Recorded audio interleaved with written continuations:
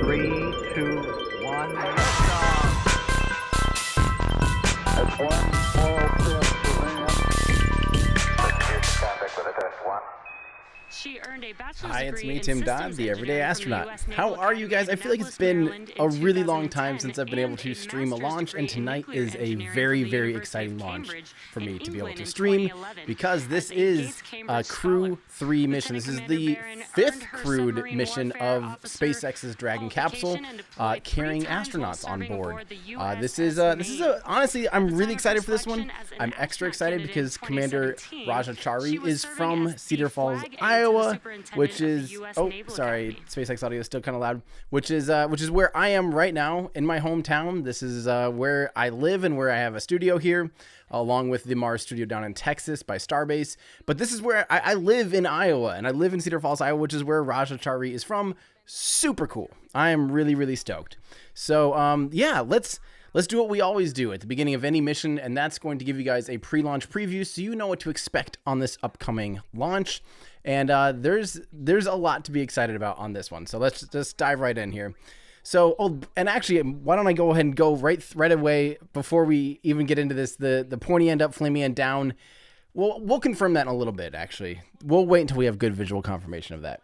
For now, let's keep going here. Okay, so this is going to be taking off. Crew-3 will be taking off today, November 11th, 2021. That is today. It's scheduled to be taking off at it's 9:03 Eastern local time, PM, which is about 2:03 UTC. Mission name for this is Crew-3, or the United States Crew Vehicle Mission 3, technically. The launch provider, who is basically the airliner for this, if you will, or the people doing the actual launch, is SpaceX. Now, the customer for this launch is NASA. So this is a NASA mission, but because of the Commercial Crew program, they hired SpaceX and the Falcon 9 rocket, and the Crew Dragon capsule to get their astronauts to the International Space Station.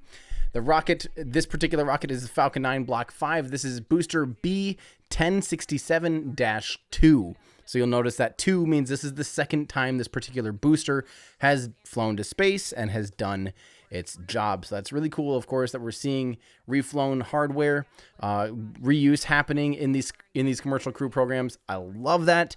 That's great news. Looks great for the future. Launch location, this is taking off at Launch Complex. You got to kind of say historic Launch Complex 39A at Kennedy Space Center in Florida.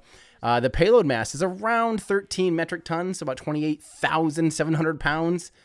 That's, I mean, when you actually stop and think about that, compare that to like a car, you realize, this is almost 10 times heavier than a car. It's pretty impressive just how powerful the Falcon 9 rocket just really is. And that's even, that's the smallest rocket that SpaceX is flying.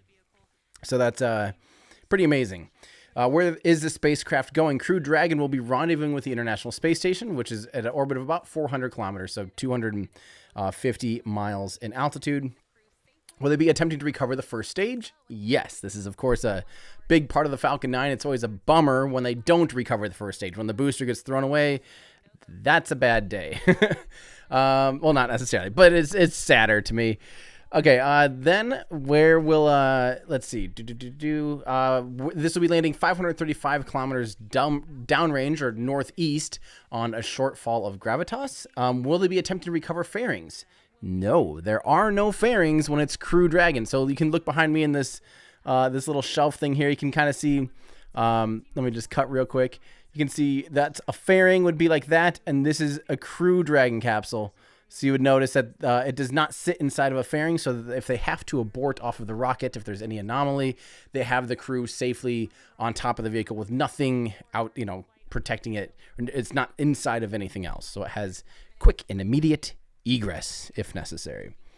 The weather is currently 70% go, and it's still, last I heard, just a couple of minutes ago, they were still saying weather was improving, but I think the official report was still 70, or maybe it got better. I don't remember.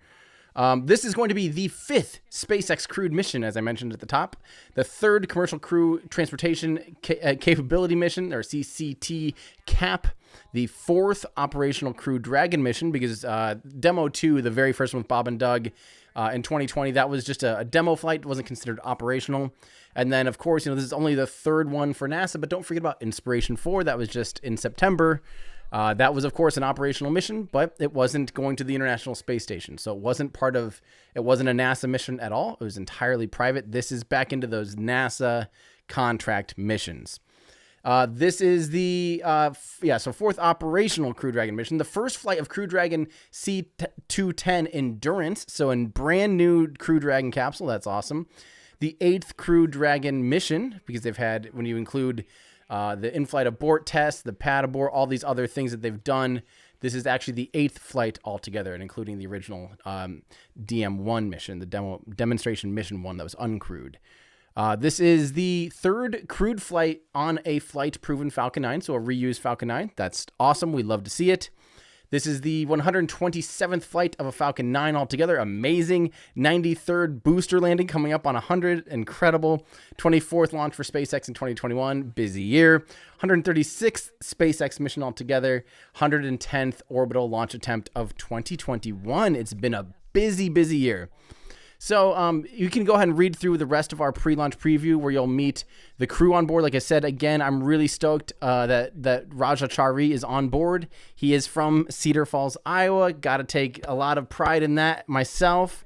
That's pretty awesome. I never thought I would know of an astronaut from my small hometown. We're only like 40,000 people. So to have someone that grew up here in Cedar Falls, pretty cool. He wasn't born in Cedar Falls, but he grew up here.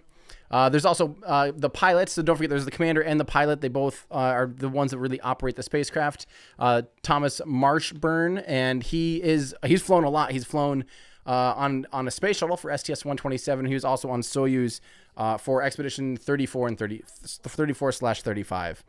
Then we have another, and this is Raja Chari's first flight as well, by the way. And then we have mission specialist Kayla Barron, and again, this is going to be her first flight. Really, really exciting. I thought this was really cool. She was actually on board Navy submarines. Pretty awesome. And then lastly, we have mission specialist Matthias Maurer, Sorry, I'm going to totally not pronounce that correctly, but he's from Germany and he's part of ESA. So he is an ESA astronaut. Very, very cool. Also, big fan of Matthias. He has on his launch playlist that he's going to be listening to tonight. While he's going to space, he has one of my songs on his playlist. How crazy is that? He actually has it on Spotify somewhere. So definitely check that out. That's, to me, like one of the biggest compliments ever. An actual astronaut is going to be listening to my music as they go to space. Absolutely incredible. It's for those asking, it is Astronaut Beach House is what he chose to be listening to as he's hanging out in space. And also, on that note, real quick, total tangent, sorry.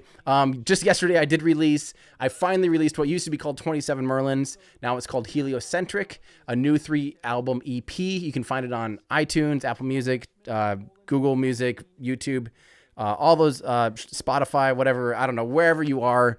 You can find it there. Just search Everyday Astronaut. You'll find those 3 songs available to stream today. So yay. I'm very excited for that. Yes, the album cover is beautiful. Thank Allie for that. Thank Gravity Coast for the amazing. She does all the graphics for the website or for most of the things in my life. So yeah, definitely mad props to her. So if you want to learn more about what it's like to go from suit up to launching and all the different things in the timeline, definitely check this video out here. But other than that, we need to give a big thank you to Claire for writing this article. Thank you, Claire, for your awesome contribution. So go ahead and read through this article at everydayastronaut.com. Click on upcoming launches to read through our pre-launch previews. and that hopefully can teach you guys everything you need to know at a quick glance. I'm actually going to pull this up here and make sure we have this in the background while we go through some of these things, because they've been going for a long time here. So all of these timeline things, we're a lot deeper into this in real life. So I'm going to go ahead. So what we're actually waiting on now, they recently actually did a go no go poll at about T-minus 1 hour. Mission director did call a go there.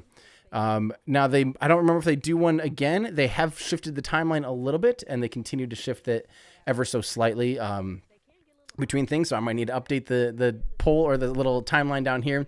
But the next thing we're waiting on, the next big thing for sure, will be the crew axis arm retracting.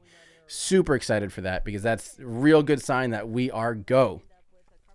Now, while we wait for more information, first off, hi guys. It's been a really long time. I'm really glad to be back to streaming. I'm going to be streaming twice tonight, so if you guys miss me, hang out with me. I'm going to be doing the Crew-2 mission, or Crew-3 mission, and then tonight Rocket Lab is going to be attempting to fly 2. That's going to be awesome, because they're going to be attempting to recover their Electron booster. They're not trying to catch it quite yet with the helicopter, but the helicopter will be in the area, so that's going to be an exciting mission to watch as well. But I really wanted to really quick thank a couple people, like John Kane, who became a member.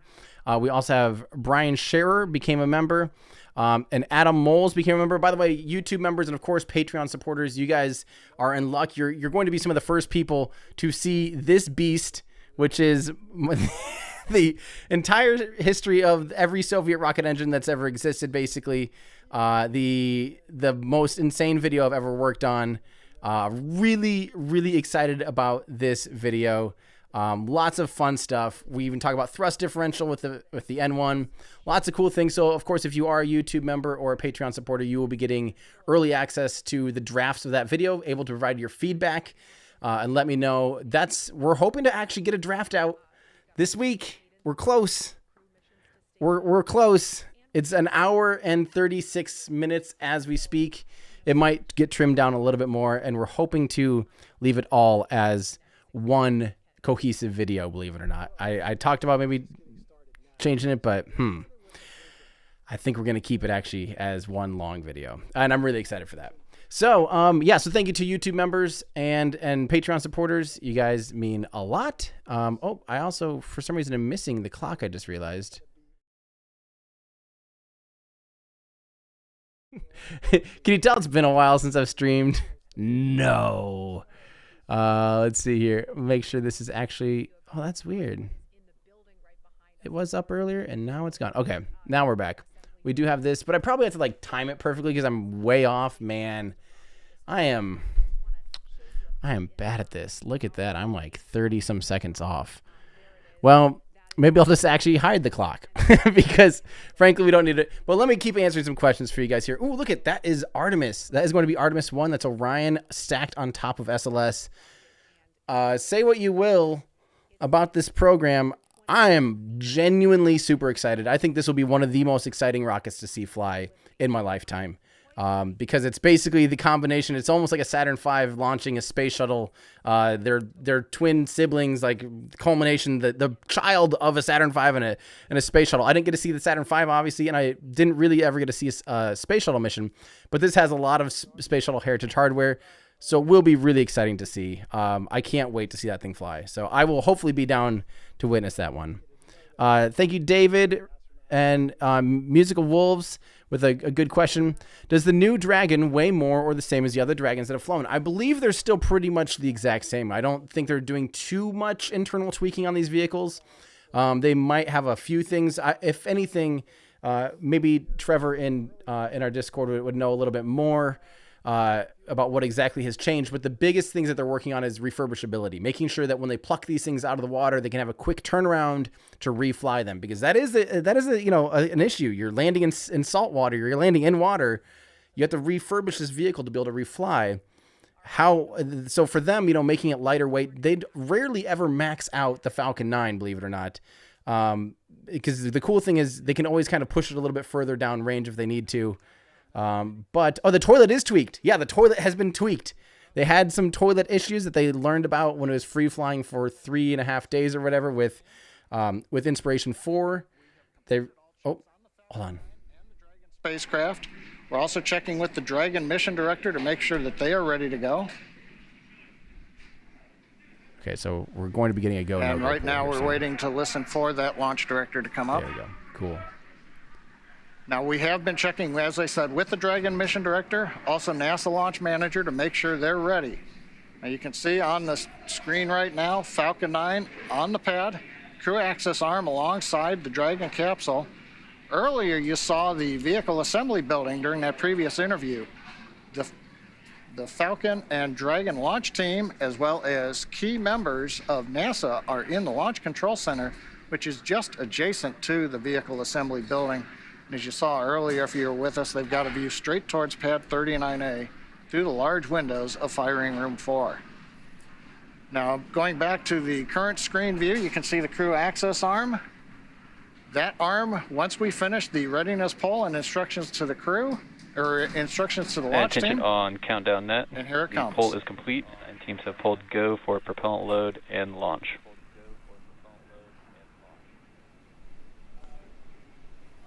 And stand by for hold SpaceX and launch escape director protocol. says poll is complete. And he's For preparing to non-urgent brief the no-go hold conditions, and brief safety CE protocol. or LD, and they will approve aborting the countdown. For urgent issues affecting the safety of the operation, operators shall call hold on the countdown net. Launch control will abort the launch auto sequence immediately and proceed to the launch abort auto sequence. At T-minus 10 seconds, launch control will be hands-off, relying solely on automated abort criteria for the remainder of the count. Operators advise the launch director whether structural breakup or fire is imminent or occurring per Dragon manual escape flight rules. For those in firing room 4 here at KSC, in the event of a fire alarm, operators noted below 56.80 will remain at their posts while the alarm is evacuated. In the event that personnel safety is threatened, evacuate to south-facing emergency exit leads directly outside. Launch control at this time, you may proceed with arming the crew arm for movement.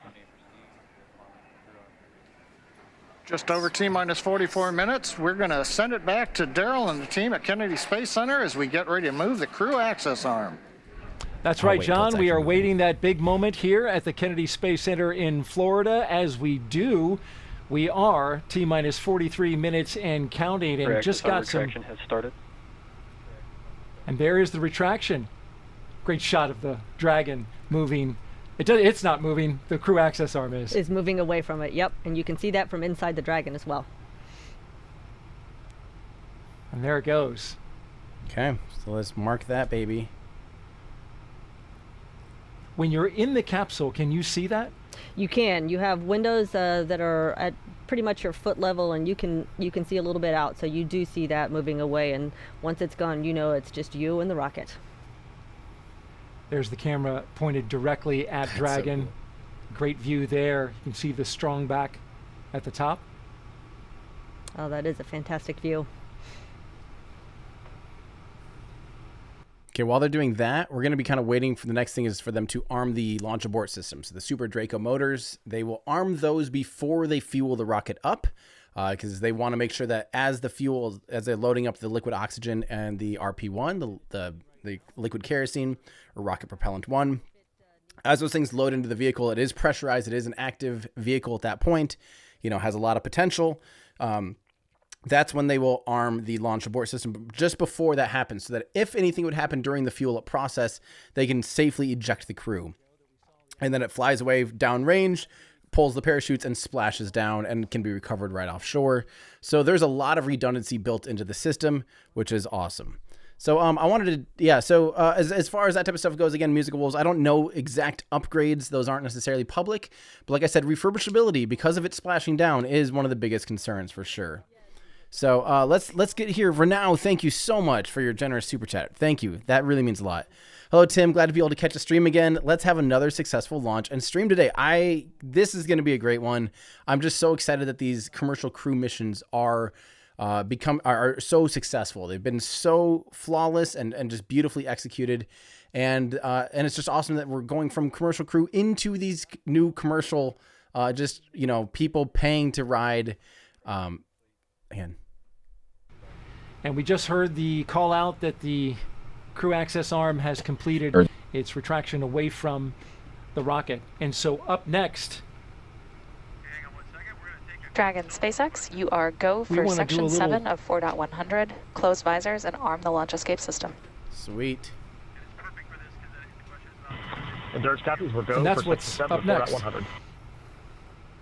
Arming the launch escape system. And while we await that, let's take a social question. Oh, for that Shannon. sounds like a great idea. Okay, so actually, they're going to be taking a social question there with NASA. But I actually, so again, thank you so much for now. That really, really means a lot.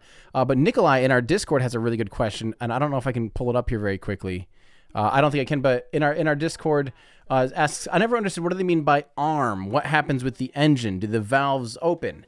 No, the biggest, well, not the main valves of the engine, but really they begin to pressurize the system and get it up to operating pressures. So with hypergolics and with a pressure-fed engine, like the super, or with any engine, you have to start getting your tanks. The first thing you have to do is get the tanks up to operating pressure. So the tanks kind of will sit in a mostly dormant state most of the time, or at a pretty stable state. But say that you have a helium tank and then we'll just say a hypergolic tank. What they'll do is they'll start putting some of the helium into the hypergolic tank to raise the pressure up to operating pressure. Once it's at operating pressure, they're really ready to go at the flick of a switch. You know, they can basically get those up to operating pressures and then open those valves if they need to eject in a hurry, and they can be out of there literally within milliseconds. It's really, really impressive. Yeah, that's a great question. This is from, let's see here.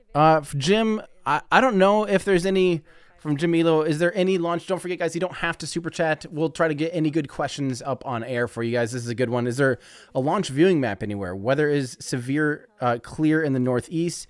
It would be interesting to know if we can see it. So it is tracking northeast. Now, SpaceX doesn't tend to launch or, publish any kind of thing like that shows where it's going to be visible from, but we could probably find maybe in Discord if someone wants to look for a ULA launch that has launched where they published it that's launching at 51.6 degrees like the International Space Station. Or, if maybe you could find like the OA6 launch with the Atlas V that launched a Cygnus capsule to the International Space Station in 2016. We could maybe find that, and if we can find that graphic, I'll try and pull it up for you because that would actually be really fun. Yeah. Michael, don't you worry. We are working as quickly and as hardly as we can on this video. I promise it's not. We aren't delaying it for any arbitrary reasons. Believe me. Every day we have lots and lots of tweaks. The hardest part for me, I'm working more on the B-roll, is finding copyright-free or licensable footage. That we can actually put on this documentary. The other thing that we're working a lot on, Andrew's doing a lot of my co-editor and co-producer Andrew's working a lot on the animations. So I'm doing kind of more of the little animations, and then just some collecting B-roll, which collecting B-roll, thank you to Maria and Space Steel in our Discord, Russian speakers, especially Maria, for helping out so much, for just finding, she speaks Russian and can find things obviously in Russian a lot easier than I can. So huge props there. So many times I've spent like an hour looking for some weird thing, and I'll just be like, can you guys look for this? And within 2 minutes they find a clip. And so that's been really fun. That's what I've been spending a lot of time on. It's just the B-roll. There's some obscure rockets in here that don't have much footage out there. At least it's not publicly available. So it's been awesome. We have some new members again from Jim. Thank you so much. And Jake. You guys are awesome. Again, thank you, because you'll be getting first checks on the drafts of that video when we get to that point. They'll be mostly complete. And sometimes we do like a rough cut, a real rough cut. This will be a mostly complete draft. We'll mostly be looking for errors, I think, which is fun because then you get to pay extra close attention if you want and help me find all of the things that we didn't catch, which on an 1.5 hour long video is going to be a lot. I guarantee that. I also wanted to mention real quick, guys, too, I did see someone asking, yes, we are doing the coupon code again that we have used to do in the past. It is launch day, all one word, all lowercase, launch day, everydayastronaut.com/shop. We actually have the Aerospike shirt today is going to be 10% off. If you go to everydayastronaut.com/shop, click on apparel and click on down over here, find the Aerospike engine shirt. And you can pull that up, and we have these 10% off today by using coupon code LAUNCHDAY. That's, again, everydayastronaut.com/shop. Maybe start getting your holiday shopping early, although we will be doing some some Black Friday sales early this year. I think a lot of people are doing that because of some serious supply chain constraints. It's been crazy. And just shipping delays and stuff like that. So we're going to be starting ours early with some new products as well.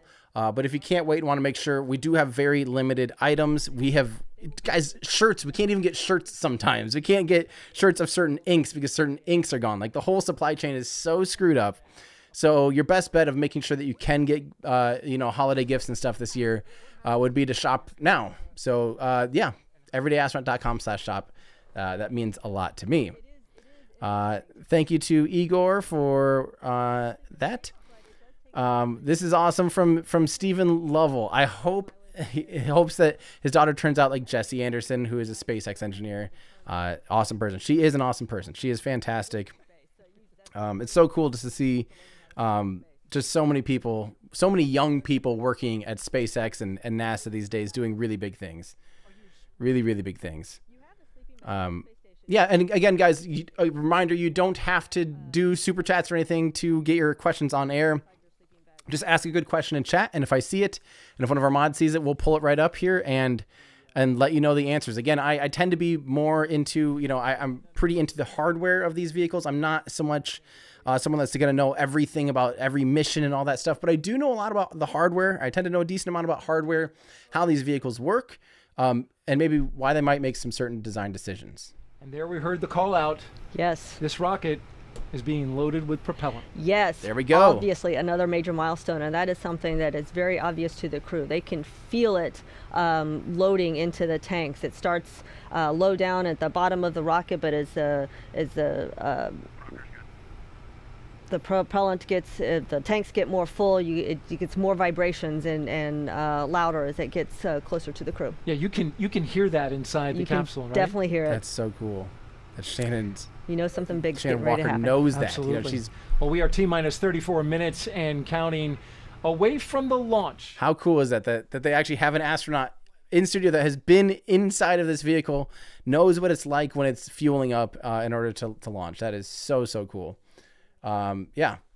All right, let's see if we can get let's answer a few more questions from Aaron. Hey, mate, watching from Australia. Hopefully see a launch in person one day. Do you know if SpaceX have any plans to launch the Falcon Heavy again? Oh, yes. 2022 is going to be the year of Falcon Heavy. I believe there were talks of it maybe flying up to 5 times, but I think the current total right now for 2022 is 4. There are 4 planned Falcon Heavy launches. If you don't know what Falcon Heavy is, what you're looking at there is Falcon 9. Again, behind me in this case is a representation of Falcon 9 on the left, Falcon 9 on the right, and in the middle is a Falcon Heavy. You may notice it basically looks like a Falcon 9 with 2 first stage boosters strapped right there onto it. Well, that's a pretty good observation because that's about exactly what it is. The Falcon Heavy is the heaviest lift capable operational vehicle at the moment. It is super cool. One of my favorite features about it is that, of course, all 3 boosters land for most missions. The next mission, only the side boosters will be landing. They will be expending the center core, and the side boosters will be landing downrange. So don't forget, as far as the flight profile goes, the only reason you really ever go up in spaceflight is to get out of the atmosphere. The rest of your time, you're trying to just accelerate horizontally, trying to get the vehicle up to orbital velocities. So like 28,000 kilometers an hour, 17,500 miles an hour. You're trying to go very quickly. So obviously you want to pitch over sideways. So the more of the sideways momentum you can get out of those side boosters and out of the center core, the heavier your payload you can put into orbit, or the further you can send a payload into orbit. And of course, if you're trying to return those boosters back to where they came from, you actually have to turn them around, cancel out all that velocity, and land back at Kennedy Space Center. So the better thing to do, as far as energy efficiency goes, is to let those boosters burn longer, or even if you burnt the same amount of time but didn't return them back to land and let them just follow their ballistic trajectory, you'll actually get a lot more energy out of it because they won't. You'll be able to go they won't be spending as much energy just canceling out their velocity to come back to land. You can just simply have them land downrange. Super cool. It's going to be really fun to see Falcon Heavy launch like that. 2 of them landing on drone ships. That's going to be really, really cool. So, all right. Oh, awesome. Celebrating 10 months of membership. Thank you so much, Baja Truck Guy. That is awesome. Thank you very much. This is a great question from Fenrir saying, when do I think new Starship will launch? I've been saying it for 6 months now. I think it'll be 2022. I still hold that. I've been saying that all year, that I just don't think we're going to see Starship Super Heavy fly this year. And it's no hate or no shade. I just think that's just the amount of work needed to be done in order to get that vehicle ready for a test flight. So we still have quite a big operational, test campaign in front of them. They have to not only test out S20, the Starship upper stage S20, that needs to be doing, likely we'll see like a pre-burner test of all 6 engines now, the 3 Raptor vacuum engines and the 3 center Raptors. And then we should see a full 6 Raptor static fire on S20. That will be the most powerful. That'll be almost the most powerful thing that SpaceX has ever lit outside of Falcon Heavy. It'd be more powerful. That little bit right there, just the upper stage, would be more powerful than an entire Falcon 9. That's pretty exciting. But then we also have to start seeing fuel up and static fires of the booster. So there's a lot to see. There is a lot to see before we actually see one of these things fly. TJ Cooney, thank you so much, TJ, for saying hi. Good to see you, my friend. That means a lot. Let's see. This is from Tim. A lot of U.S. carriers are not shipping outside the USA now because of massive restrictions on available transportation for cargo. Yes, this is why we're trying to get ahead as far as our shipping, trying to make sure that we can actually, get stuff to you guys by the holidays. It will probably be a struggle. There's just so many constraints right now. So, yeah. All right. Oh, this is awesome. When Dovefly is saying, when young people are blessed to have everyday astronaut Elon Musk, Richard Branson, Jeff Bezos, complimenting NASA. As a child, we only had NASA. Well, that's awesome. Thank you so much, When Doves Fly, to put me anywhere in that list with those people. I'd like to say there's a lot of other people much more deserving of doing some big things to compliment NASA. There's a lot of really good communicators out there these days, and it's just so fun to be part of that community. Let's see here. This is, Joaquim says, hi, Tim. OLF podcast left a hole in my heart. I feel like I'm not up to date with anything anymore. I know there are other alternatives, but I miss it so bad. Well, good news for you. We may or may not be doing a little reunion show in the near future. Stay tuned. Just a little teaser. Yeah, but don't forget, of course, guys, we've got lots of awesome science communicators out there. Marcus House, Felix with What About It, NASA Space Flight. You've got Tomorrow, TMRO. You've got, there's just there's too many to think of. I can't even think of them all right now, but there's, there's a lot of really, really, really good communicators out there. So, I just don't love, I don't love doing the news, guys. I'll be frank. I don't love doing the news. It's just something to me that I feel like I did like doing our Ludicrous Future for the conversational aspect where we're talking about stuff together. I like that. That part was fun. But to me, it just always felt like I'm just reading you guys news or telling you stories. And it just seemed like, I don't know. I don't think that's the best use of my time. I prefer really trying to break down a lot more complicated topics. I don't see too many people doing what we do here on this channel on YouTube, which is, really in-depth topics, highly produced. And I take a lot of pride in those. I enjoy that a lot. So I got to always pursue what makes me happy, and what brings me energy and makes me want to keep doing things. And that's definitely one of the biggest ones. So, let's see. This is a good question from Ron. Are landing legs deployed at a certain time due to the velocity and trajectory, or is it just built into the software? I believe, I don't think it's necessarily so much about the time or velocity. I bet it's a lot more to do with altitude. Probably altitude and velocity, because they don't want those to deploy too early. They do become a very big aerodynamic feature once they are deployed, once they are open. Here, I've got a little thing here. I did tease this for a little bit. But so once these landing legs are deployed, think about how much more, there's the grid fins on top, and those have control authority. They're basically like fins of a jet. They steer by spinning left and right. Now, these aren't like brakes. But then if you deploy the landing legs, holy moly, all of a sudden your center of pressure is going to be down here. So you have to be going pretty slow. So the airspeed, especially subsonic, and you have to be going slow enough that those don't have a huge amount of aerodynamic force. So you do see those deploy awfully late. Yeah, that's okay. Let's keep going here. Our Super Dracos replaced after splashdown. So those are the abort motors that are integrated into the Dragon capsule. So of course they do land. I don't think they need to be replaced. I'm guessing they'd need to be flushed out from the salt water, but there are no moving pumps in the main engines of the Super Dracos. They're completely pressure fed. So when they open those valves, the only thing that water would be getting into is just the nozzle and the chamber. And there's going to be some valves behind the injector somewhere. So I'm guessing they can clean them out. They might have to do some light refurbishment of them, but I don't think they'd have to replace the Super Dracos. Hopefully, but I don't know that for sure, actually. So let's see here. I'm still listening here. Well, thank you guys so much just for even the support. It has been a long time since I've been on air, so it means a lot that you guys are still excited to come hang out with me and chit chat. So, yeah, by the way, I probably should mention that this was a prototype of a certain thing that we're going to be having in the store pretty soon. We are actually working on a Falcon 9 set that will be fully painted, made out of metal. And it's going to be incredible. It's, like totally separate stages and everything. I'm really, really excited about this. This is going to be one of my favorite things in the store for sure. We're targeting to try to get those maybe shipping in December. So it's going to be awesome. Again, made out of metal. I'm really excited about that. We've been working on that for a long time. And the cool thing for me, this is just going to be the beginning. The Falcon 9 that we're doing is just the beginning. We want to have a whole series of tons of different, like Soyuz, Space Shuttle, Saturn V, N1, lots of fun rockets.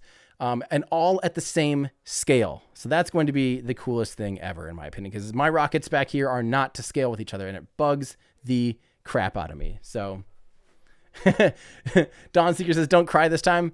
I won't cry this time. The last time I cried, it was a mixture of probably just stress from Inspiration 4, but also knowing some of the crew on board personally was just like, oh, that just hit me different. I don't know. I've never experienced that before. Let's see here. Is Dragon XL still a thing? From Sebastian. Seems kind of pointless with Lunar Starship. We have not heard anything about Dragon XL for a while now. You're absolutely right. I do believe it's still a thing.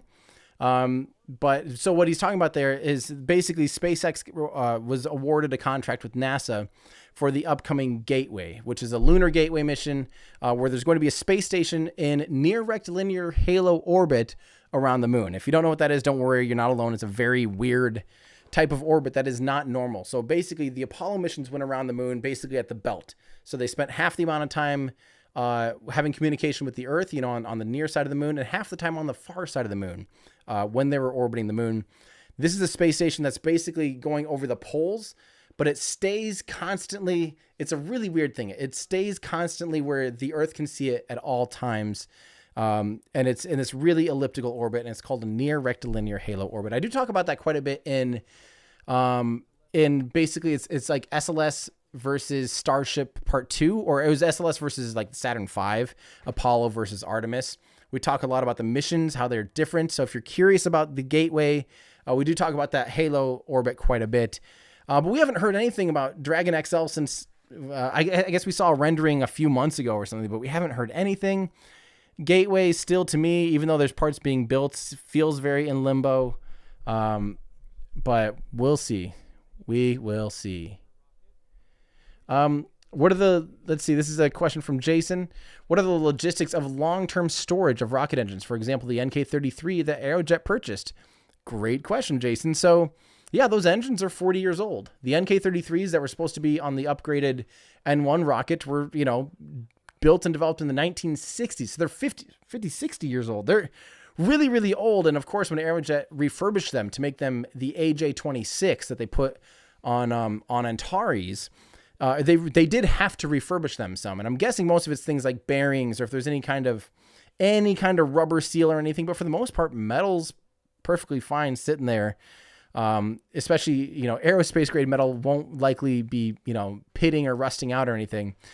But I don't know what long-term storage would actually look like, other than likely having to refurbish some parts of it after dozens of years. That's got to be one of the longest times an engine's gone from manufacturing to flying, was the NK-33, which is also flying on the Soyuz 2.1V as well. So it's an engine being used still today that was built in the 60s. That's just insane. Like literally built in the 60s. We're not saying like designed in the 60s. Like, kind of look at hometown, Cedar Falls. Charlie is also a combat veteran. I love that. I don't know. Sorry, hometown pride. Hometown pride. That is so cool. Let's do it, Cedar Falls. That is awesome.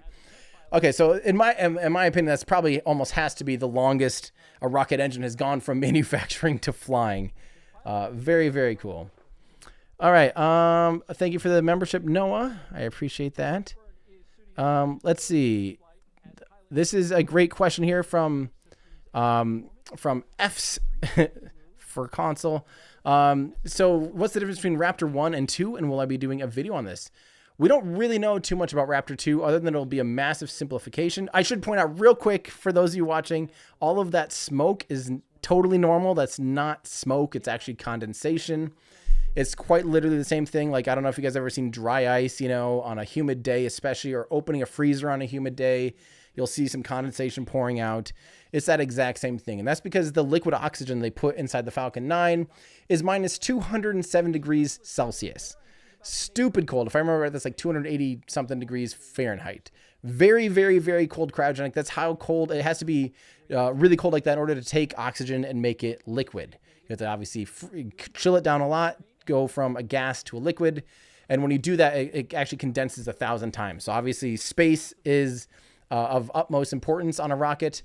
So having a lot of dense fluids is a very good thing. So obviously they put liquid oxygen inside these tanks. And because it's at minus 207 degrees Celsius, when it comes in contact with the humid Florida air, especially it looks like tonight after it rained, it's very humid.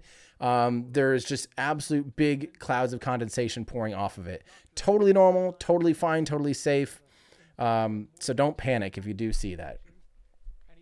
Okay, but so for F's, what's the difference between Raptor 1 and Raptor 2? We don't really know.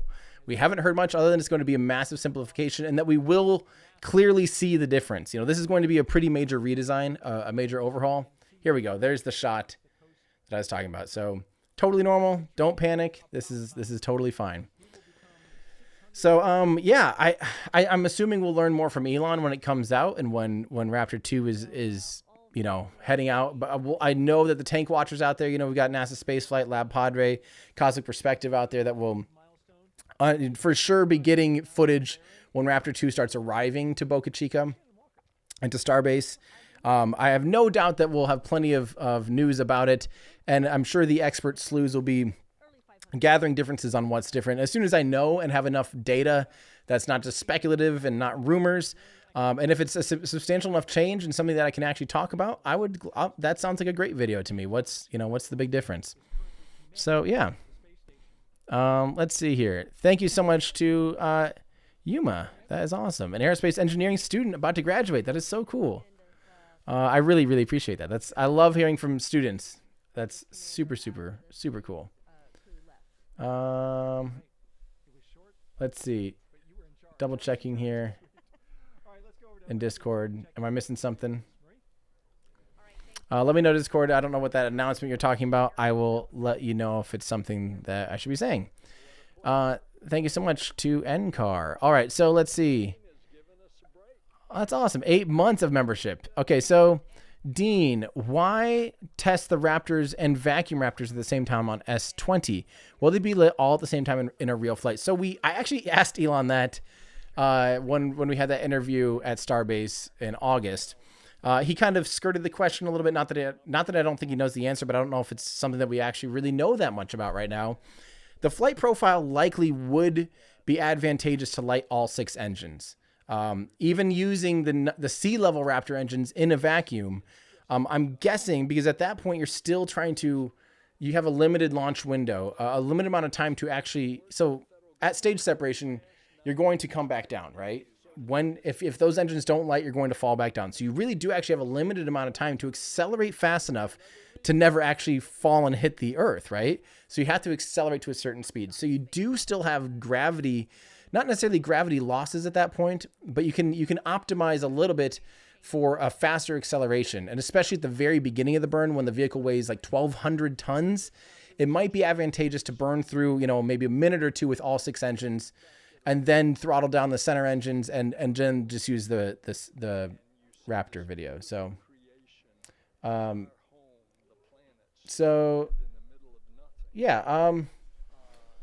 Pants and Discord, yes, 207 degrees Celsius is what SpaceX does to super chill their props. Minus 183 degrees Celsius is the boiling point of oxygen. But you know what? SpaceX chills it down even more. That's how they get extra performance out of the Falcon 9. They get about 3% more performance by chilling it down even more.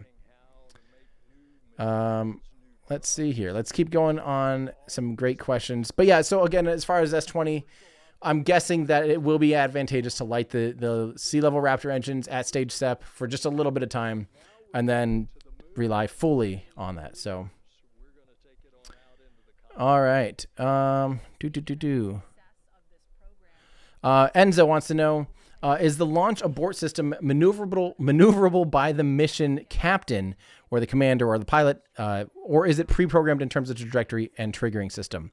And could the Dracos be used for a soft landing rather than splashdown? Great questions. So I did a video a long time ago about, this is a very old video, like 2017. Some of my first YouTube videos was on why Dragon will never land using the Super Dracos. It is a built-in capability of the vehicle. They totally scrapped it. It is not going to be a feature. Basically, by the time you have, it's just not realistic to do. And it's not realistic to have as a backup. You have to certify so much more in order to actually make it so it could do that in case of all these situations. And anytime you add new variables to a mission profile, it just exponentially complicates things. So now you have to say, well, what if the chutes don't untag and we have the landing parachute and the landing engines? Like, you have all these extra new variables. It's not worth it. So that is not what they decided to just totally nix the landing engines, but the whole abort system is autonomous. So it's an autonomous trajectory. It steers and aims itself the way it needs to go. You can manually trigger the abort system, but that whole profile is pre-planned. So yeah. This is so cool. I'm loving seeing these members for so long. I love that. That's awesome. Oh. Some pictures that have some particularly significant meaning to the Cool. crew. So they're still, here they are. The next thing we're going to see basically is hearing the Dragons on internal power, and then it's pretty much go time, my friends. Once it's on internal power, it's go time. So we've got about 13 more minutes of questions that I can answer for you guys. Let's see. This is from Shannon. Do you think I'll do another interview with Elon Musk? I really enjoyed that. That was my 3rd interview with him. I hope it was not my last. He said on Twitter the next day that it won't be the last. He wanted to follow up with it. He said he was tired and had a long day, which I totally understand how that goes. And he would like to do another one soon. I think he had a lot of fun showing Starbase off and showing the hard work. That's so cool. Look at that. That's the live track of the ISS right there. That's awesome. Matt Bob wants to know if we can get a pointy end up, flaming end down. I did actually do that a little bit ago at the very beginning, but I will do it again when we see the vehicle on screen. Let's see. Okay, this is a good question. Go for Launch 13 wants to know, hey, Tim, when there's a problem, what is the abort system programmed to do? By the way, before we get into this, let me just do this real quick. Let me listen. Up at the top, the white cylinder at the very top of the stack. Fuel loading on that stage is complete. Fuel loading is continuing on the first stage. We're about 80% of the way full, and it will finish up at T-minus 6 minutes. The densified liquid oxygen loading is also underway on the first stage. We're about 3/4 of the way full, and we began loading liquid oxygen on the second stage about 5 minutes ago. Now, liquid oxygen loading is the last thing to finish. We'll wrap up first stage at T-minus 3 minutes, second stage at T-minus 2 minutes. Coming up, we're going to do final checks of various engine systems. Our thrust vector controllers are going to be moved. We call them TVC wiggles, where we move the engines back and forth slightly. We'll also be moving throttle valves on the engines to make sure that they are responding to commands from the ground in preparation for flight. The Dragon mission director has reported their team is working no issues. We're going to hear from Dragon in about a minute here on the countdown. Their comm checks are complete. You can see the access arm is retracted. The launch escape system is armed.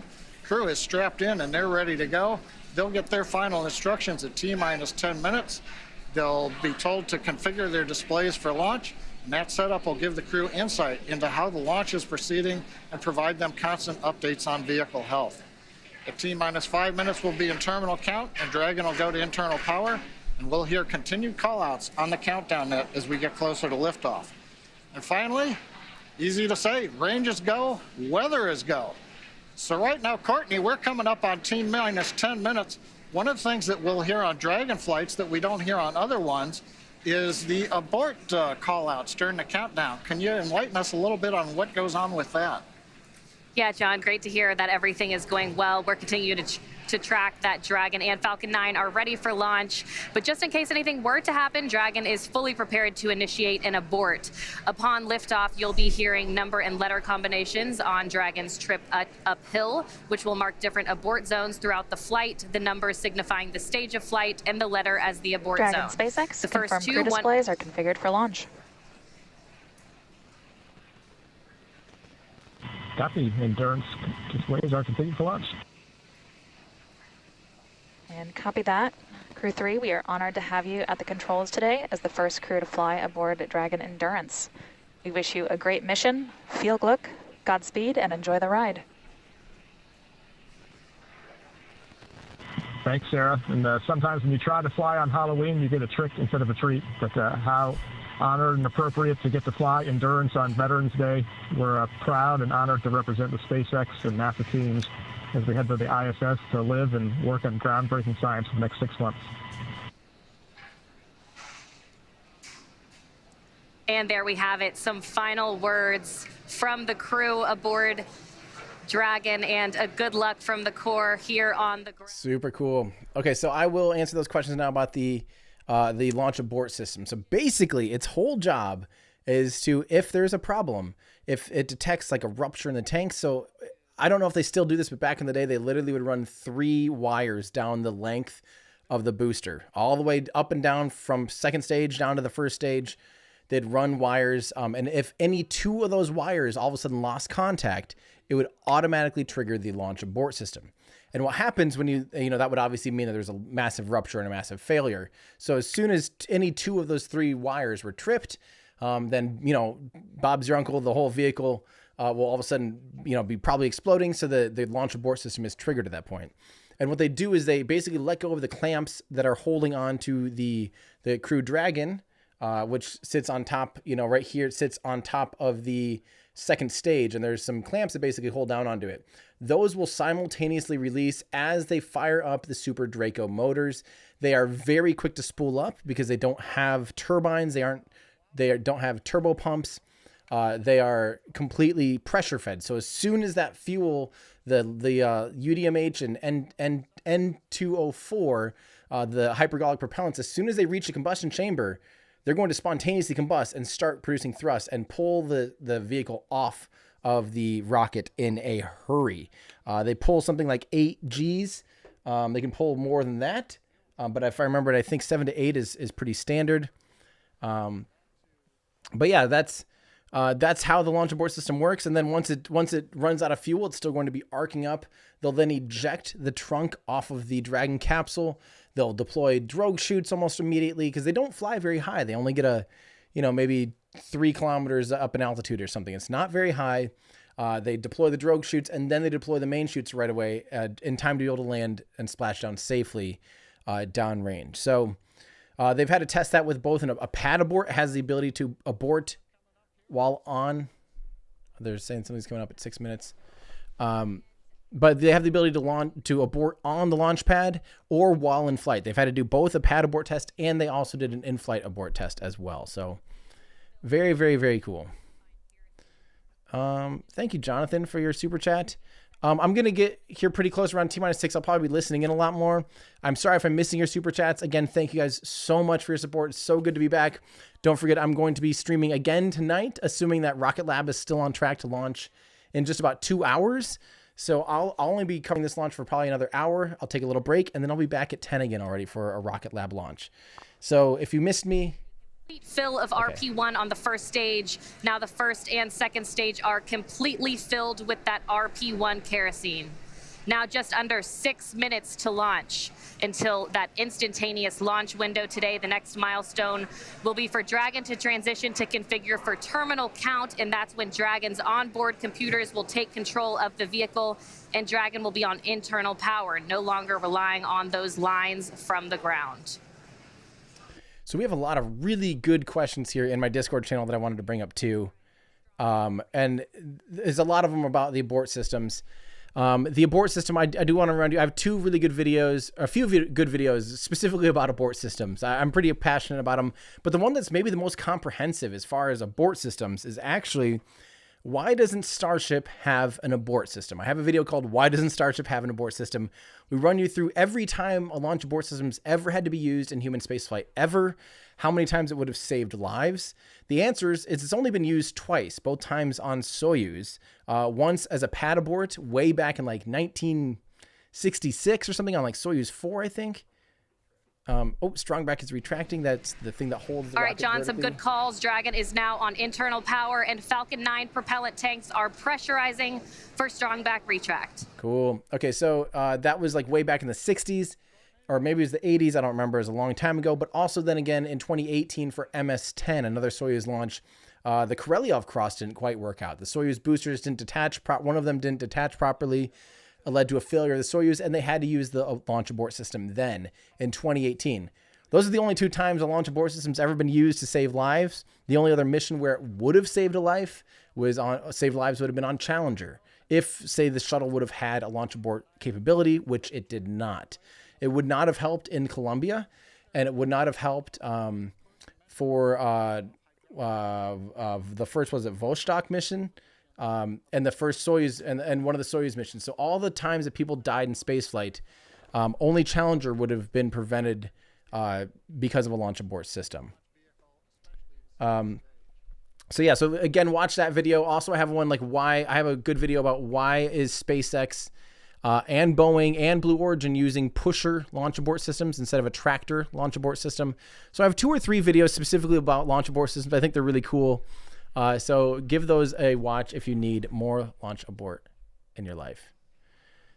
Look at that. It is fuel totally pressurized, ready to go. That's right, John. We're also anxiously awaiting the stage 1 liquid oxygen is complete on the first stage. You should hear that call coming up here shortly. Cool. Stage 1 LOX load complete.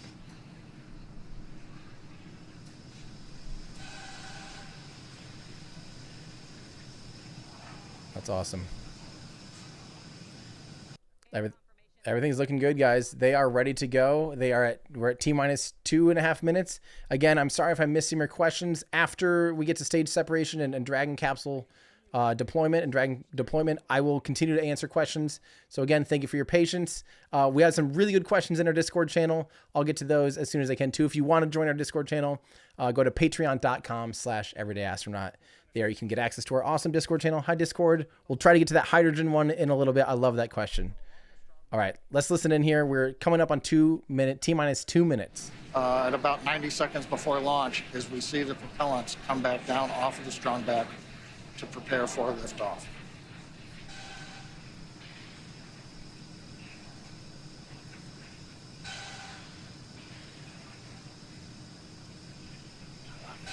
I miss this.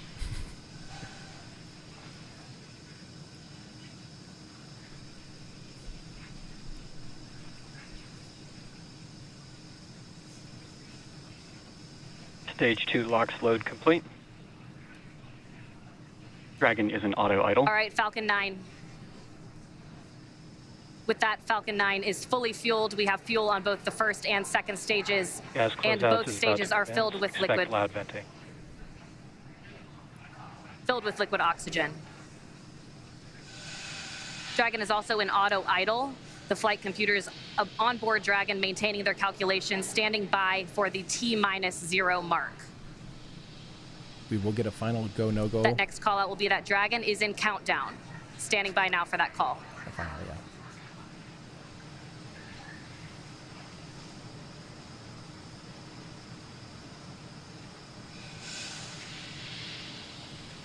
yeah. FTS is armed, Falcon 9 is in startup, and is now controlling. Dragon is in countdown. All right, the final minute before launch. Just 47 seconds to go. Everything is Dragon, ready for an SpaceX, on-time launch today. Go for launch. Endurance copies. Go for launch. Yes. Ground Awesome. teams are ready, and Crew-3 is ready for liftoff. Heading for that Minus 30 instantaneous seconds. launch window. No weather delays. Amazing.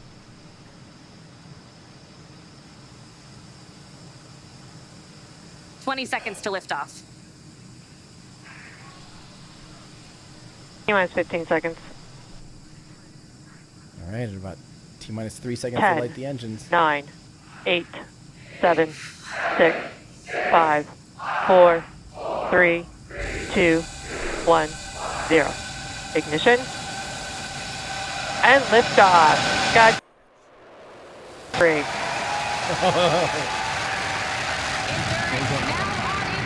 Copy, 1 Alpha. Laboratory in orbit. The International Space Station. Vehicle is pitching downrange. Stage 1, propulsion is nominal. And that's the call we want to hear. Good performance on that first stage so far. T plus 30 seconds. Falcon 9 powered by 9 Merlin 1Gs. Pushing Dragon into low Earth orbit on the way to the International Space Station. Power and telemetry nominal. Stage 1, throttle down. And we're into the throttle bucket in preparation for max Q.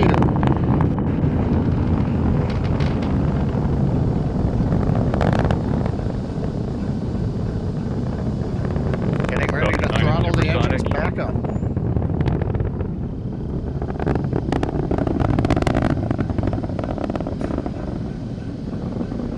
Stage 1, throttle up. Execute.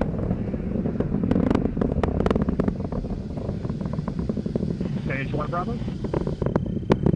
Copy, 1 All right, Bravo. that 1 Bravo call is for the second stage abort mode on the first stage. That is going to take them through the first stage, burning just before the second stage activates off the coast of North Carolina. That next milestone coming up shortly will be MVAC chill underway. That'll be the upper stage engine beginning to chill in before they light it because of that big thermal shock. MVAC chill underway. There's a call out. We're getting the second stage engine turbo pumps ready for their ignition coming up in just a little more than 40 seconds. We've got the major events coming up here shortly. We're going to get main engine cutoff at 2 minutes, 36 seconds. The stages will separate. Then the second stage will ignite, carrying Dragon on its way into low Earth orbit. Everything continues to look good. Stage 1, throttle down. Stage 1 Still throttling down at 3.5 Gs. I love watching the exhaust plume expand as they get higher and higher and the atmosphere gets thinner and thinner. Getting ready for MECO.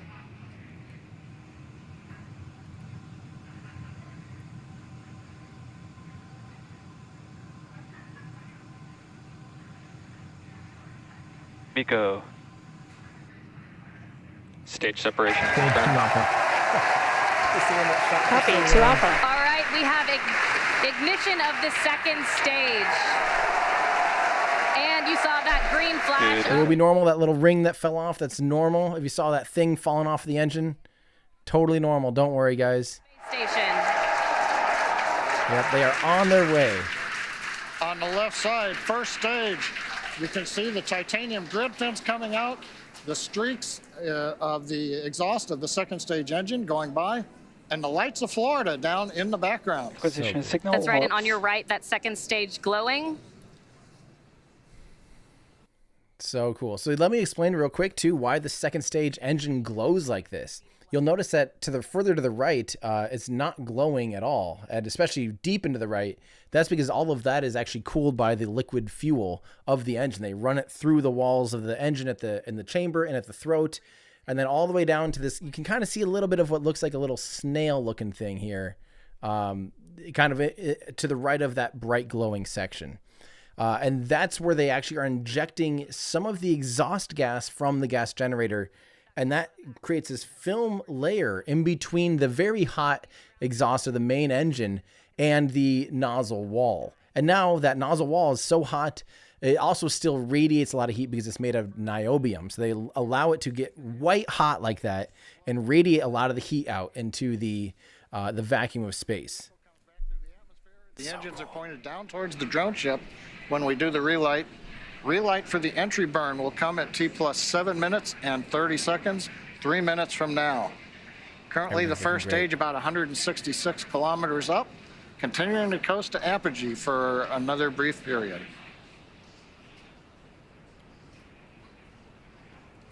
Meanwhile, that second stage still propelling the Crew-3 astronauts up the eastern seaboard, and it will continue to fire. That's about a 6-minute burn to deliver the astronauts into orbit.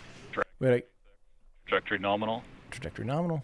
Beautiful. We did have a good question from DoHack12 in our Discord. Why are there streaks like that? It's actually not necessarily camera exposure issues. It's actually those little tiny fins in the manifold. And those little tiny fins in the manifold that hold kind of the exhaust manifold against the nozzle will just have a little bit of extra effect on which part of that hot or the cooler exhaust gas from the gas generator can go. So it kind of gets streaked out through those little fins that hold it together. Yeah, hope that makes sense. I did a terrible job explaining it. If you look up a picture of looking up into the nozzle of an F1 engine, you will actually see little fins like that help put because there is a nozzle extension on the F1 engine. Pretty cool stuff. On the second stage, it's such a large amount of propellant. It takes a while for second stage to really accelerate. The Crew right now looks like they're pulling about. Trajectory nominal. Sweet. Looks like we're pulling about 1.5 Gs. Yeah, right on cue, those check-ins on the second stage performance. Everything is still looking good on that second stage. The next milestone on the second stage will be SECO. And we're getting our views now from inside of Endurance, our first views of the Crew on their way to the International Space Station.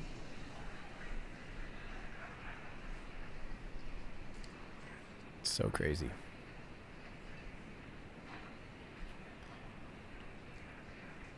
So they're only experiencing about from entry 2 to 3 Gs or so now.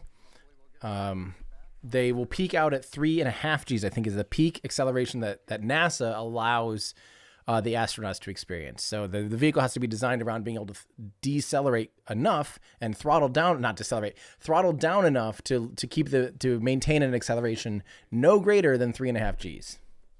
4.5 G maximum. Is that right? If we get confirmation on that, I'd love Another that. good check-in with the Crew, confirming everything is still looking good so far on both ends.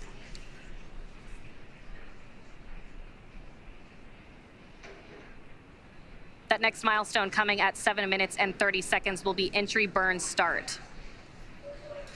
Yeah, we're going up on. Currently waiting for the call out from the SpaceX propulsion responsible engineer that the 3 Merlin 1D engines have lit to begin slowing down the first stage prior to entering the Earth's atmosphere. Stage 2 FTS is safe. Stage 1 entry burn is in startup. There we go. First stage is slowing itself down as it re-enters the atmosphere. Stage 1 entry burn is startup. We've lit the center engine. We've got the 2 side engines, 3 engines running. This is a 27-second burn. This will slow the first stage down. We'll then enter the atmosphere where the grid fins begin to work, and then we will fire the single center engine as we approach the drone ship. Stage 1 entry burn shut down. They lit up 3 of the 9 Merlin engines for that entry burn. Confirmation entry burn shutdown. And meanwhile, that second stage is less than a minute away from cutoff.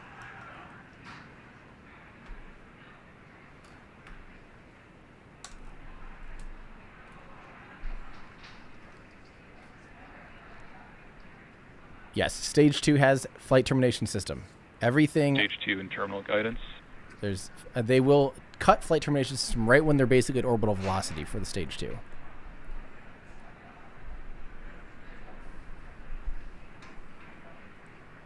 Shannon? Copy, Shannon. There's that call for Shannon. Stage 1 is transonic.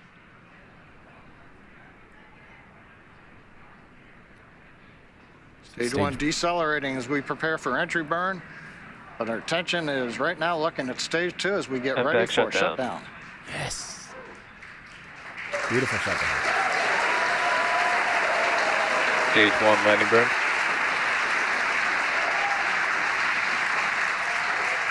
Dragon SpaceX, nominal orbit insertion. I swear you could actually see And the the entry second burn stage from has stage done 2. its job. That Our can't be Crew right, 3 can it? astronauts have been delivered into orbit. Here we go, baby. Stage 1 landing leg deploy. Landing leg deploy. Endurance copies. We feel SECO and SILE confirms we are in space. Dragon SpaceX launch escape system is disarmed.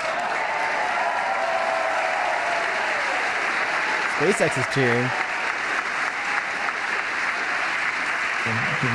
Stage 1 landing is confirmed. Landing confirmed, baby. And we've heard the call out. Stage 1 landing is confirmed. Loss of signal Cape and acquisition of signal Newfoundland. I'm sure they'll get that video feedback there soon. Some great call outs. That next milestone is spacecraft separation around 12 minutes into flight. It's beautiful. Perfect flight. Let's see their ZRG Getting a view indicator. now of the Crew 3 astronauts from a camera aboard Dragon. The crew now coasting in low Earth turtle? orbit, still attached to that second stage. Again, that appears next to be a milestone turtle. coming in about 2 minutes. That second stage will separate, and Crew Dragon will be flying free. And Courtney, right now, the Falcon 9 second stage is still attached to the Dragon capsule. When it's time, Dragon will command separation from the Falcon 9 second stage. Right now, that second stage, under control of its flight computer, is essentially going through a sequence to idle the second stage, make sure we're not pulsing any of the cold gas thrusters, the engine has been purged out. Essentially anything that might cause motion of the second stage, we're making sure that all of that is eliminated so that when Dragon separates, it's got a very stable platform to move away from. Okay, awesome. Absolutely flawless. They finally get a video feed of the Falcon 9.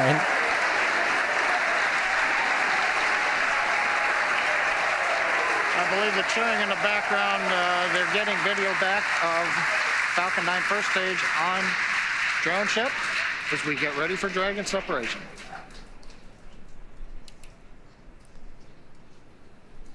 That's right, John. Separation coming just 10 seconds from now. Standing by for that call.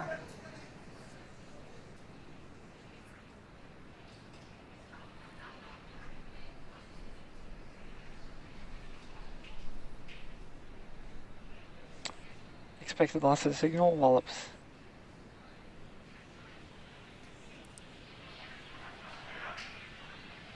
And again, we are standing by. Oh, there we go. Trunk separation. There we go. Dragon separation confirmed. That's where it was still attached to the second stage, and now it has Dragon, detached. CE, welcome to orbit. Hope you enjoyed the ride from F9. Dragon will take you from here.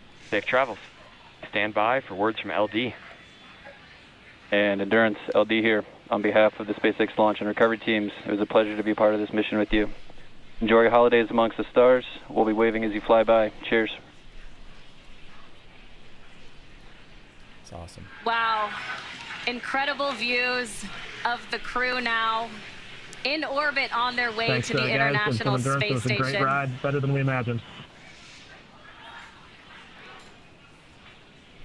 Thomas has now ridden 3 spacecrafts. And some That's final crazy. words from the crew as well. There they are, our Crew 3 astronauts. Now in orbit. That next milestone will be the deployment of the nose cone. That'll be about a 5-minute process. It'll expose those forward bulkhead Dracos and will prepare them for checkouts as well. Hey, Courtney, watching them in zero-G right now, working their displays, it looks so easy, but we had the benefit of watching the launch team, the spacecraft team, the NASA team, everybody working here for the last weeks, working through this, and it's good to see it come out looking just so easy right now. Yep, it's been a long time coming, and we're so excited to see them in orbit. Dragon, SpaceX, nominal dehumidifier activation and service section Draco checkouts.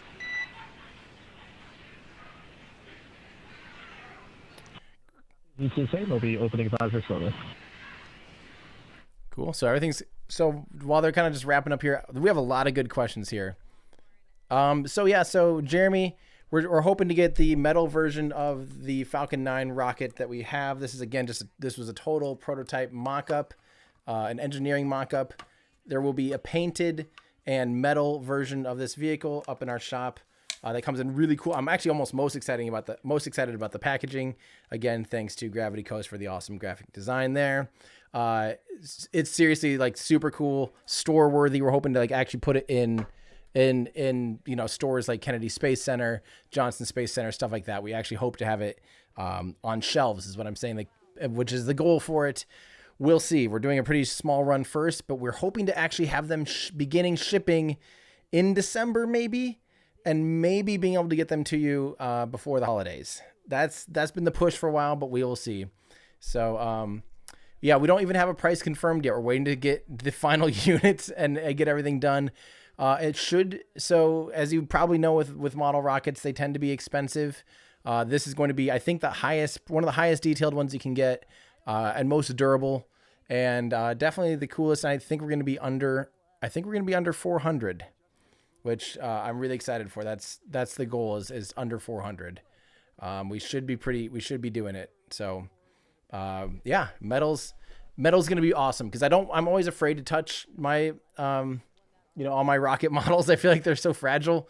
Having it be made out of metal and something you can actually, if a cat knocks it over or a kid grabs onto it, you're not screaming that it's going to break. So, yeah. All right. This is a good question here from your pal Borno. Are the upper and lower stages fueled simultaneously or one after another? They kind of stagger. They begin fueling the first stage up first, and then in the middle of it being fueled up, they're basically independent. Like they both have their own speed at which they fuel the vehicle up, but they are at certain points, and most of the time they're actually being fueled simultaneously. It's just the first stage takes longer to fill, obviously being much larger volume. Yeah. Hope that answers that question. Don't panic thank you, Coley. Let's see here. Wow, 23 months of membership. That is awesome. Congratulations, Slithery. 23 months of membership. That is so cool. And again, thanks to all members and anyone that I'm missing. I did want to talk again in Discord. We had a really good chat going, and someone was asking, well, didn't the Saturn V also use super chilled propellants? Well, super chilled propellants, I don't know if it's actually a real term. It is a term that SpaceX has coined because they're taking the liquid, they're chilling they even chilled the RP1 down below ambient temperature, but they definitely chill the liquid oxygen a decent amount below the boiling point of it. So the boiling point of liquid oxygen, I believe, is like minus 183 degrees Celsius. They get it all the way down to minus 207, which I think is only a few degrees off of becoming a solid, freezing solid. So they get it as cold as they can get it safely, so that they can optimize the density and performance of the vehicle. So that's what we mean by super chilling. Now, the Saturn V, on the other hand, was a Hydrolox rocket. So it actually had liquid hydrogen on the second and third stage of it. The second and third stage, the S2C and the S4B, were hydrogen, Hydrolox. So hydrogen, liquid hydrogen and liquid oxygen. Liquid hydrogen is, I believe, minus like 280 degrees Celsius or something, just really close to absolute zero. It is extremely, extremely cold. And so therefore, yeah, in terms of it being super cold, it's even colder than the liquid oxygen on Falcon 9, but it's still not colder per the per unit. Like the liquid oxygen, they didn't bring below too much below boiling point or anything like that. So it is a little different. What SpaceX does is a little different, but Hydrolox engines and stages do operate even colder than that, just by, yeah. Well, see, that's what I thought. In Discord, we had a little debate too about whether or not they said thank you for flying SpaceX at stage separation, and I said I don't think so. I think it's only at landing. Now that was pretty bold of me to say, because I've actually, most of the times I've watched a Crew Dragon, it's been in person. I'm not hardly even listening to the comms, but I very specifically remember them saying and being surprised when DM2 landed and they said thank you for flying SpaceX because the mission was over. So yeah, I think.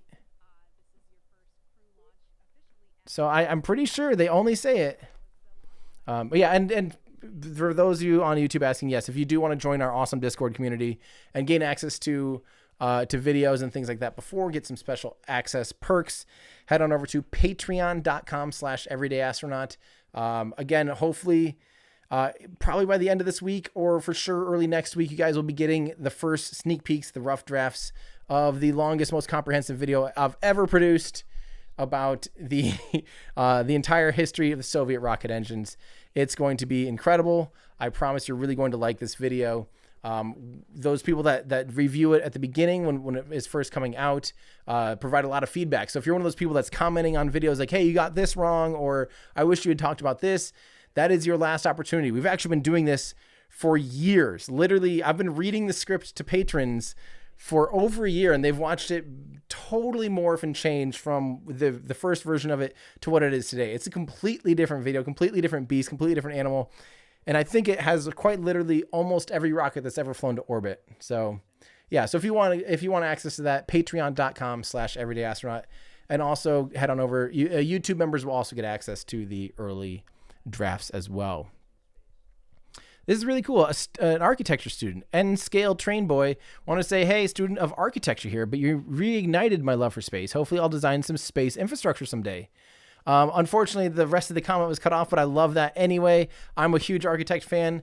I'll likely get into architecture next when I'm burnt out from YouTube. I think architecture and specifically living architecture is something I want to get into, like where you live, dwellings, not necessarily like commercial architecture.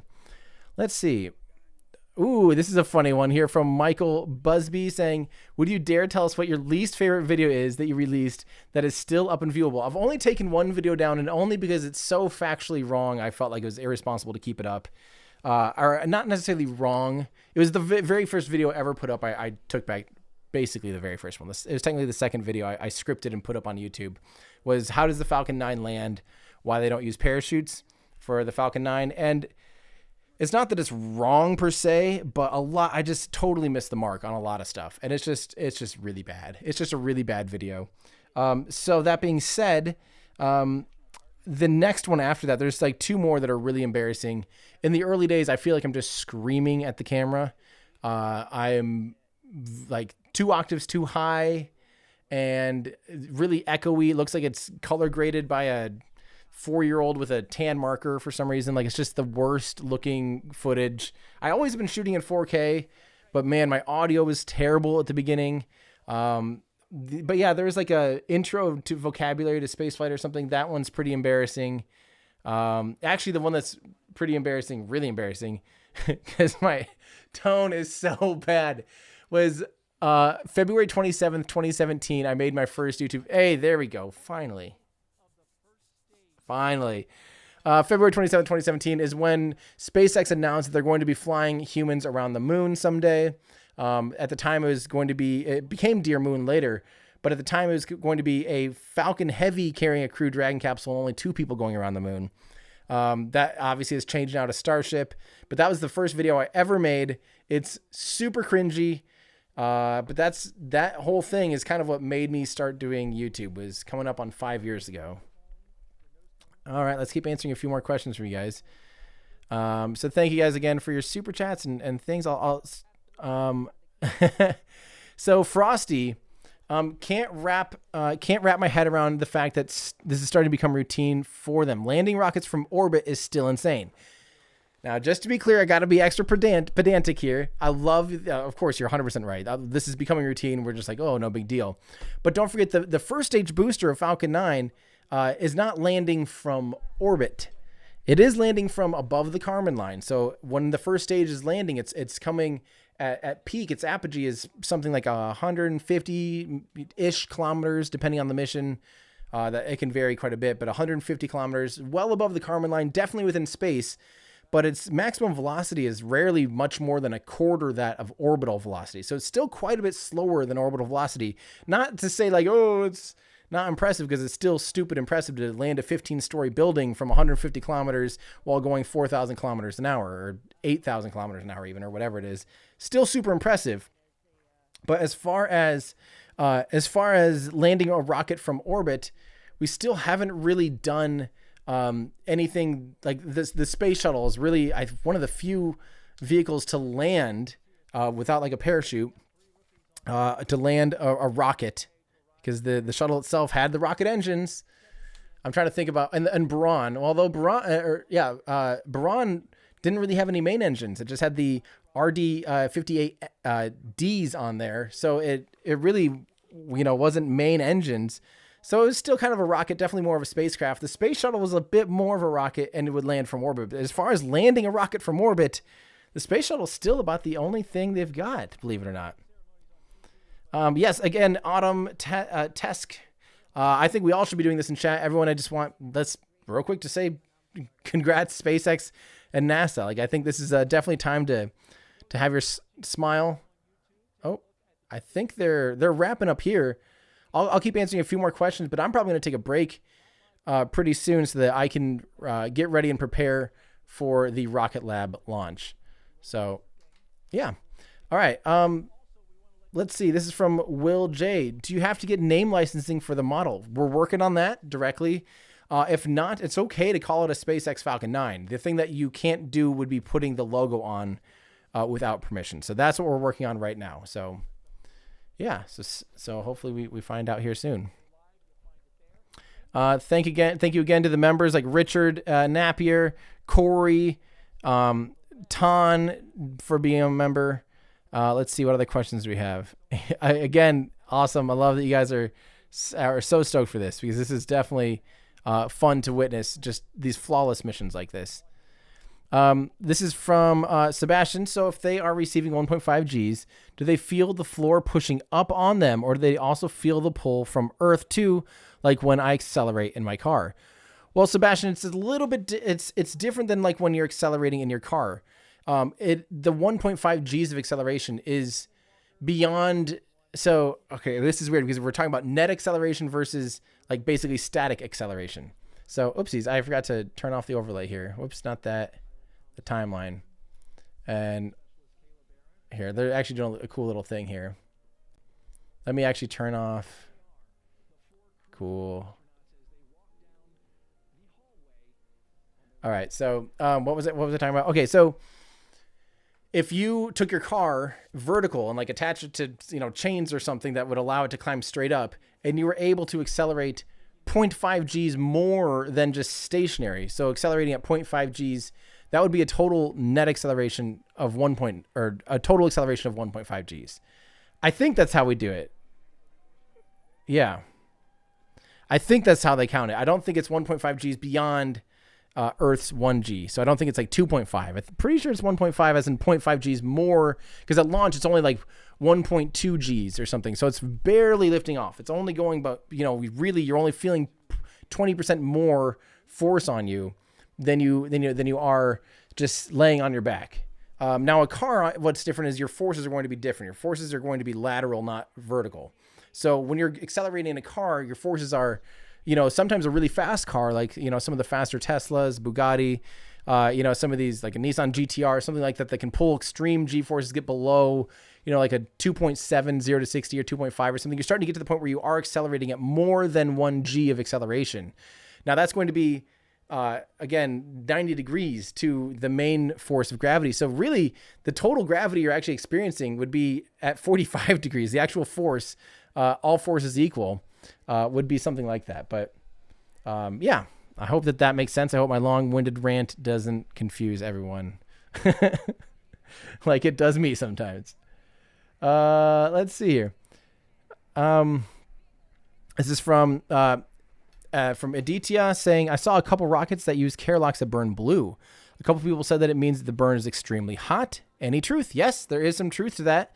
I believe its launcher with their closed cycle engine is a closed cycle Kerlocks engine. And I think they're getting up to like 99% efficient, which is like insane. I think even that's getting up there to Raptor terms of efficiency as far as thermal efficiency. So I think this stream's actually done. So that's fun. So now we can just hang out. So yeah, that cool. Well, that was a clean, smooth broadcast. That's exciting.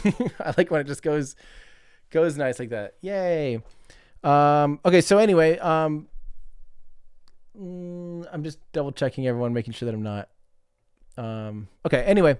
So as far as burning fuel, one of the main reasons that on like this, like, oh, here, let me show you this quick. Let me just switch. Maybe I'm going to miss it. But why the flame looks orange there or yellow there, is actually an afterburning effect.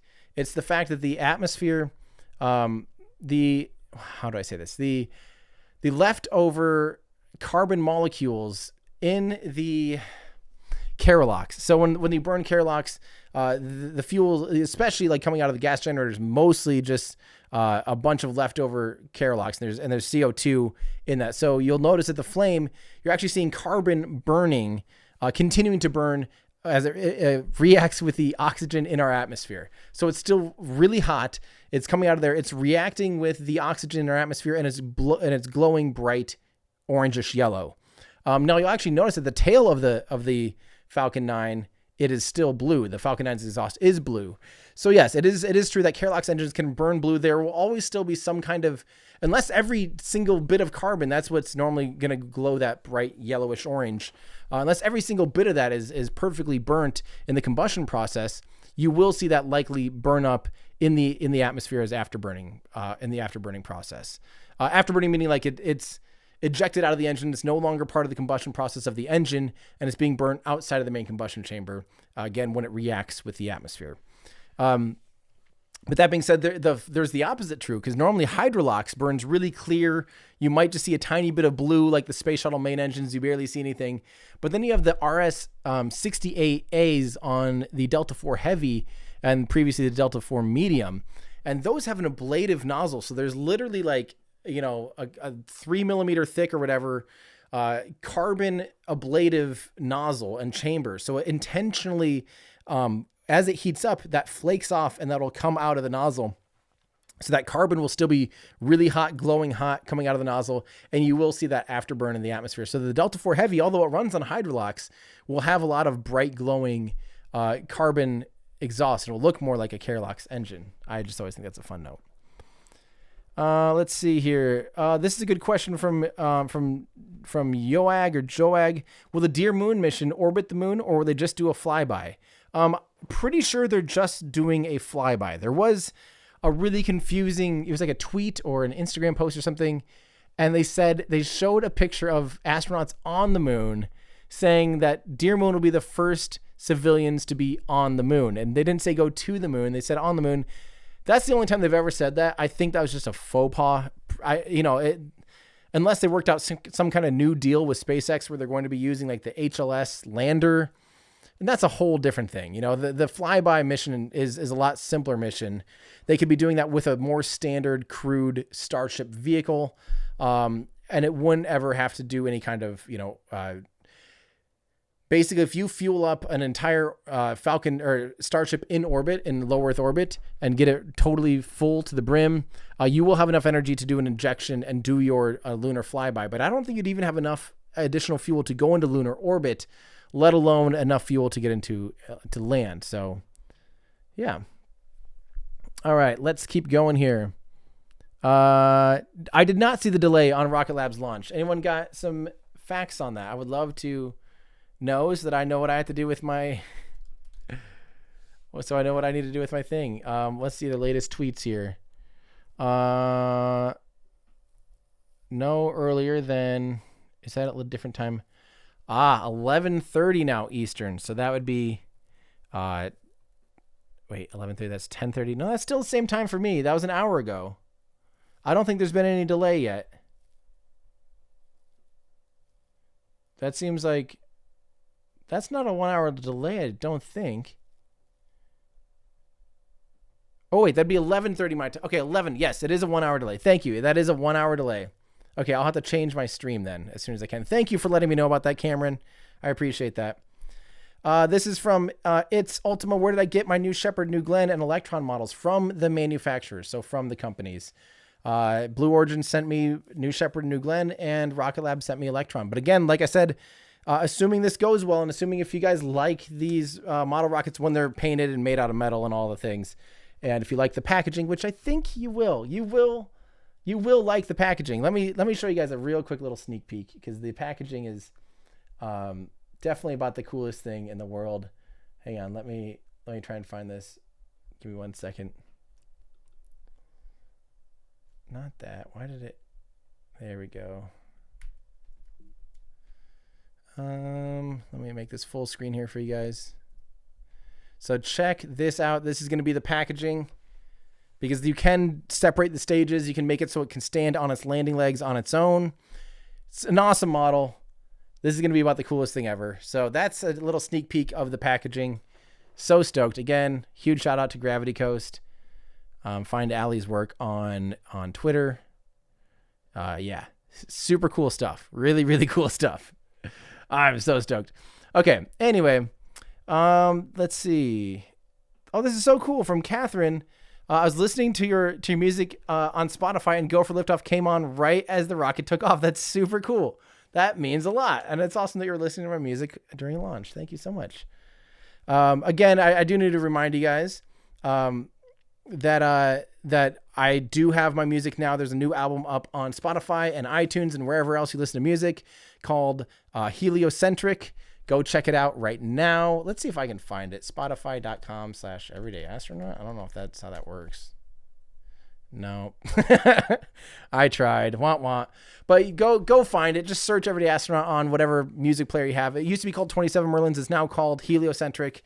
Hopefully you guys enjoy it. And again, a fun little secret is if you queue up the Falcon Heavy demo mission to T-minus 33 seconds and you start the beginning of that album, everything that happens on screen, the music was written to it. So stage separation, max Q, ignition, launch, fairing separation, landing burns, multiple landing burns, because you have 3 different boosters doing a landing burn. Yeah, it's all, and all the music is timed out to Falcon Heavy demo mission perfectly. Give that a watch and listen. Hope you guys like it. You guys have been asking for that for a while. So yeah. All right. I think that's going to do it for me, guys. Again, don't forget to go on over to everydayastronaut.com/shop. We have 10% off of the Aerospike shirt today by using coupon code LaunchDay. That's all one word, all lowercase, LaunchDay. At checkout, you'll be able to get 10% off of the Aerospike shirt. Where is that? Schematics collection has the Aerospike shirt. And again, stand by, because we will have some new stuff dropping in the shop, hopefully in about the next week at the beginning of our Black Friday sales and our holiday sales. So get ready. There's going to be a lot of really cool stuff that you guys have been asking for a really long time.